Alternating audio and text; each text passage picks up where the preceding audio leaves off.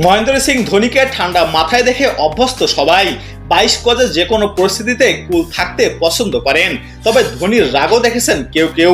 তিনি রেগে গেলে কি ভয়ঙ্কর রূপ ধারণ করতে পারেন সেটা তার দীর্ঘদিনের সতীর্থ সুরেশ রায়নার একটি সাক্ষাৎকারে জানিয়েছেন। 2014 সালের দ্বিতীয় কোয়ালিফায়ারে পাঞ্জাব কিংসের কাছে হেরে ফাইনালে ওঠা হয়নি চেন্নাইয়ের। প্রথমে ব্যাট করতে নেমে 17 রান করেছিলেন বীরেন্দ্র সেহবাগ। 227 রান তারা করতে নেমে চেন্নাই শুরুটা দারুণ করলেও শেষ পর্যন্ত জিততে পারেনি।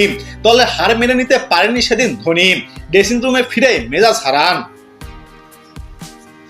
এক সাক্ষাৎকারে সুরেশ রায়না বলেন, ধোনিকে আমি কোনোদিন অত রাখতে দেখিনি।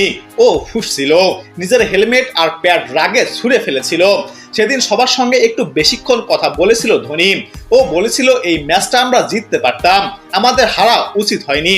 সেই ম্যাচটা জিতলে হয়তো সেবার আইপিএলও জিততাম আমরা। সেটাই ধোনির মাথায় ছিল, তাই ওই হার ও মেনে নিতে পারেনি। উল্লেখ্য 2008 থেকে 2021 সাল পর্যন্ত চেন্নাইয়ের হয়ে খেলেছেন সুরেশ রায়না। মাঝে 2 বছর চেন্নাই নির্বাসিত থাকায় তৎকালীন গুজরাট লায়ন্সে খেলেছিলেন তিনি। আইপিএলে 205টি ম্যাচ খেলেছেন রায়না, করেছেন 5528 রান। চেন্নাইয়ের হয়ে 4টি আইপিএল শিরোপা জিতেছেন এই বাঁহাতি ব্যাটার।